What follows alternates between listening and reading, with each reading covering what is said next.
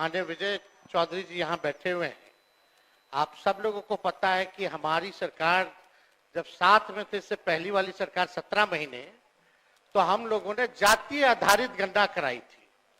और जातीय आधारित गणना इसलिए कराई थी क्योंकि राज्य सरकार जो है सेंसस नहीं करा सकती, इसलिए हम लोगों ने सर्वे कराया था।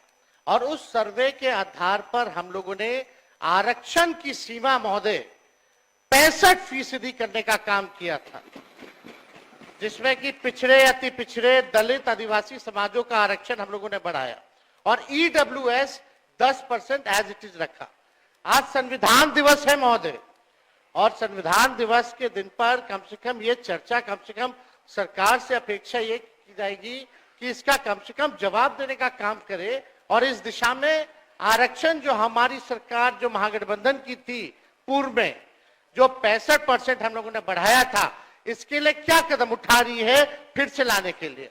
अध्यक्ष महोदय, आप जान रहे हैं कि हाई कोर्ट 9/11/23 में यह पारित हुआ था मेरे जन्मदिन के अवसर पर, आपको बखूबी याद होगा।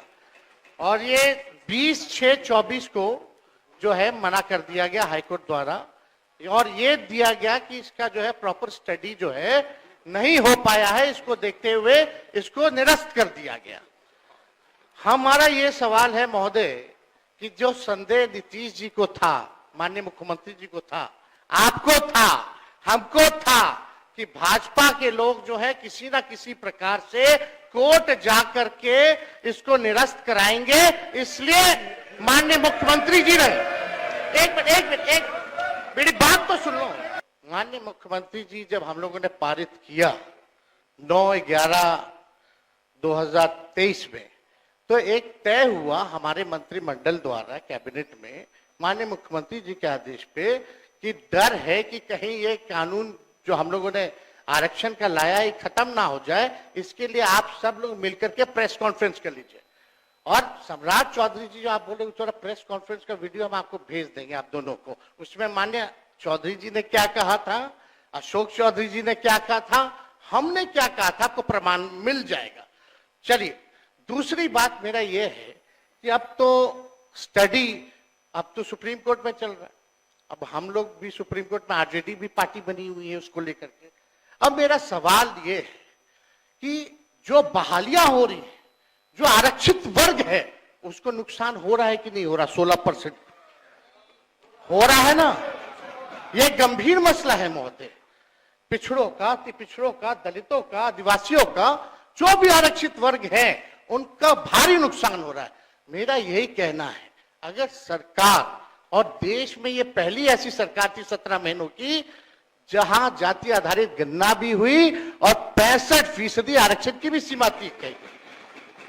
पहली बार इतना बड़ा निर्णय हम लोगों ने लिया, उस निर्णय को लागू कराने में क्यों फेल रहे? अब महोदय 2 पॉइंट हम खाली रखना चाहते हैं कि 23 में ये लागू हुआ, 23 में ये लागू हुआ, सुन लीजिए आप भी बोले अध्यक्ष, हम लोग हर तरीके से सदन चलाना चाहते हैं, आप भी डिस्टर्ब कर रहे हैं।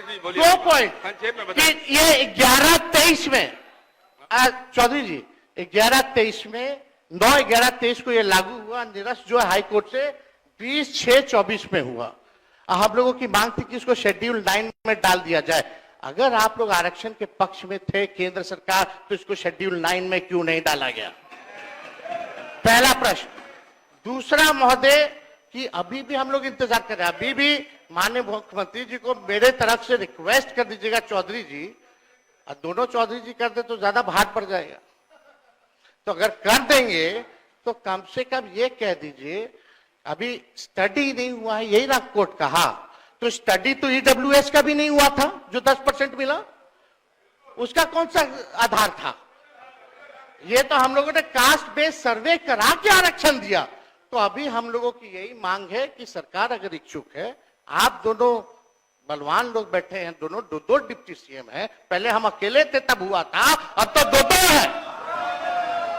तो महोदय यही हमारा मांग है, खाली मांग सुन लिया जाए कि इसमें अभी भी स्टडी के लिए एक असेंबली की कमेटी बना दीजिए, एक असेंबली की कमेटी बना दीजिए जो स्टडी कर ले और आप बैठिए ना प्लीज। अरे अरे सुन लीजिए ना, क्या व्यवहार है, आप डिप्टी सीएम है यार, डिप्टी सीएम जैसा इधर देख के बर्ताव बात करिए, कीजिए। इधर देख के बात करिए, नेता प्रतिपक्ष।